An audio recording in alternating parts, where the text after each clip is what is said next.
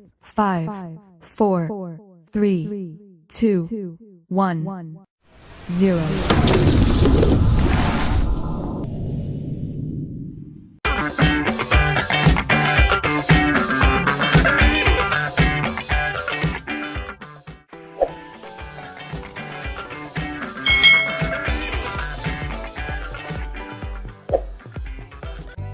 Hai.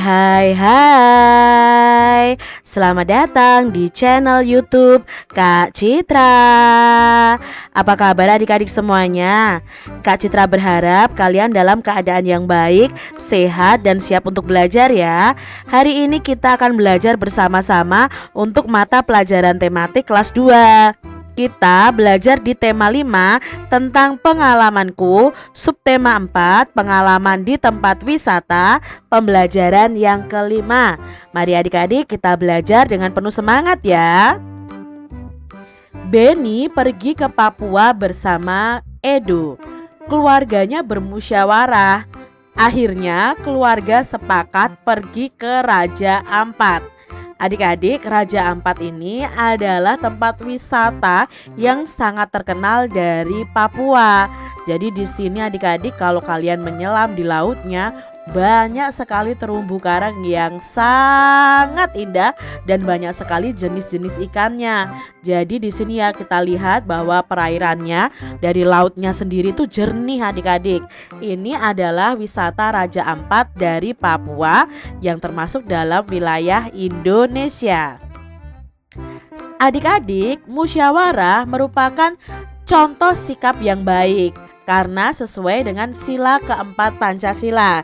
Tentunya kalian masih ingat ya, sila keempat Pancasila itu bunyinya adalah kerakyatan yang dipimpin oleh hikmat kebijaksanaan dalam permusyawaratan perwakilan. Nah, simbol atau lambang dari sila keempat adalah kepala banteng. Kita pastinya ingat adik-adik, saat bermusyawarah pasti ada perbedaan pendapat. Perbedaan pilihan dapat disatukan melalui musyawarah. Musyawarah itu artinya adalah diskusi untuk mengambil keputusan bersama secara mufakat. Kita harus mau menghargai orang yang sedang menyampaikan pendapat atau usulannya dalam musyawarah. Musyawarah dilakukan untuk kita tidak terjadi pertengkaran dan pertikaian di antara anggota keluarga, anggota orang yang ikut bermusyawarah adik-adik. Nah, musyawarah itu dilakukan dengan asas kekeluargaan.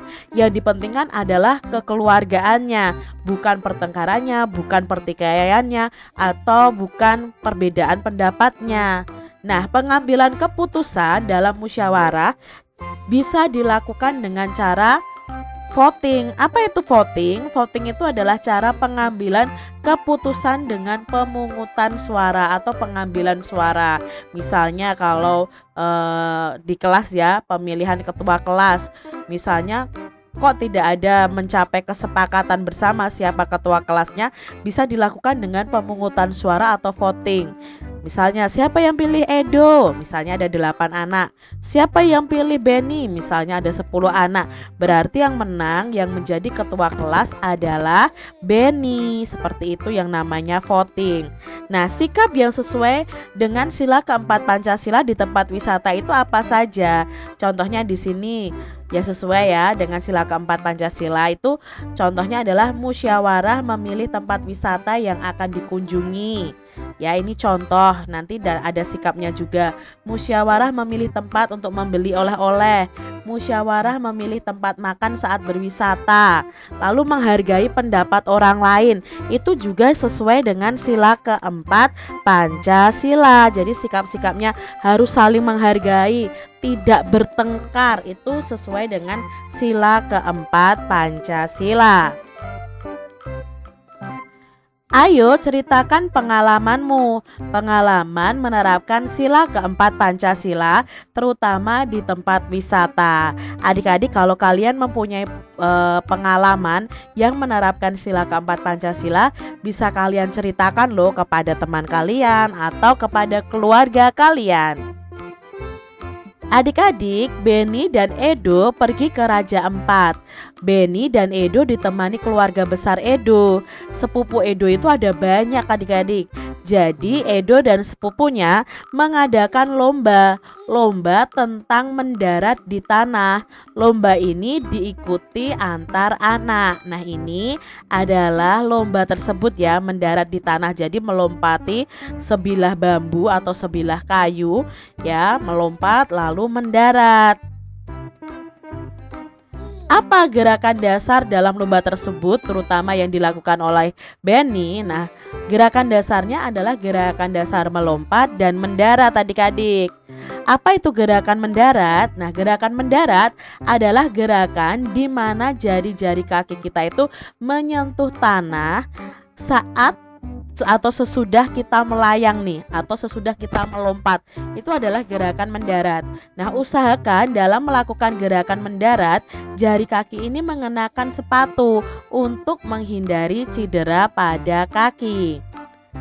Perhatikan gambar berikut ini nih adik-adik. Nah, di sini ada gerakan mendarat ya, menggunakan satu kaki depan. Ini kan melompat melewati ban ya adik-adik ya. Nah, di sini mendaratnya menggunakan berapa kaki? Oh, menggunakan satu kaki di depan.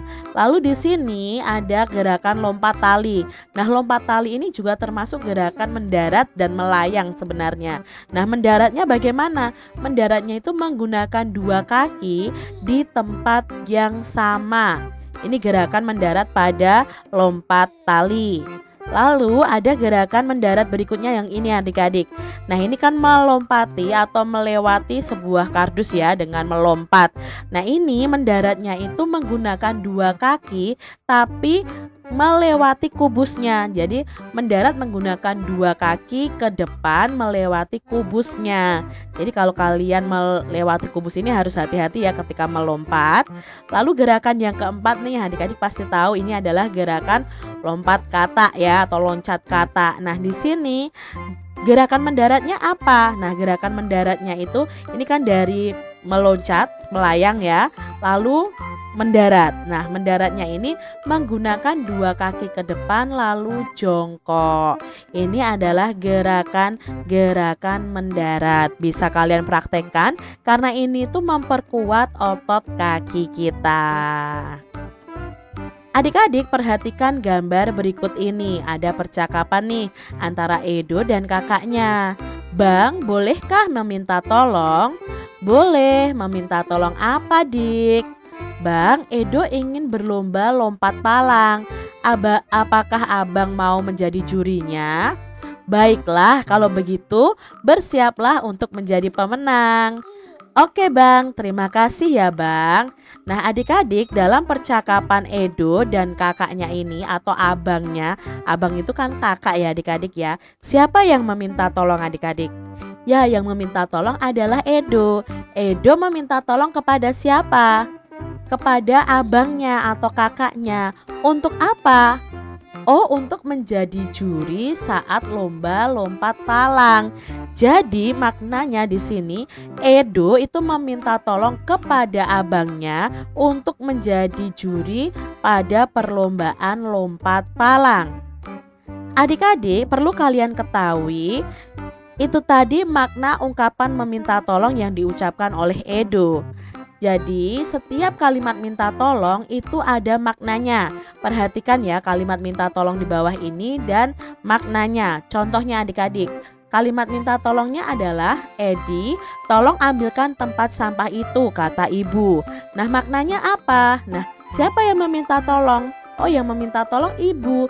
Kepada siapa? Kepada Edi. Untuk apa? Mengambilkan tempat sampah. Jadi maknanya ibu meminta tolong kepada Edi untuk mengambilkan tempat sampah. Contoh yang lain nih adik-adik ya. Kalimat minta tolongnya ini yang mengucapkan adalah Rani. Adi, tolong matikan lampu itu. Siapa yang meminta tolong adik-adik? Ya, yang meminta tolong Rani. Rani meminta tolong kepada siapa? Kepada Adi. Untuk apa? Mematikan lampu. Jadi maknanya adalah Rani meminta tolong kepada Adi untuk mematikan lampu. Demikian tadi adik-adik pembahasan kita di tema 5, subtema 4 pembelajaran yang kelima. Semoga video pembelajaran ini bermanfaat untuk adik-adik semuanya.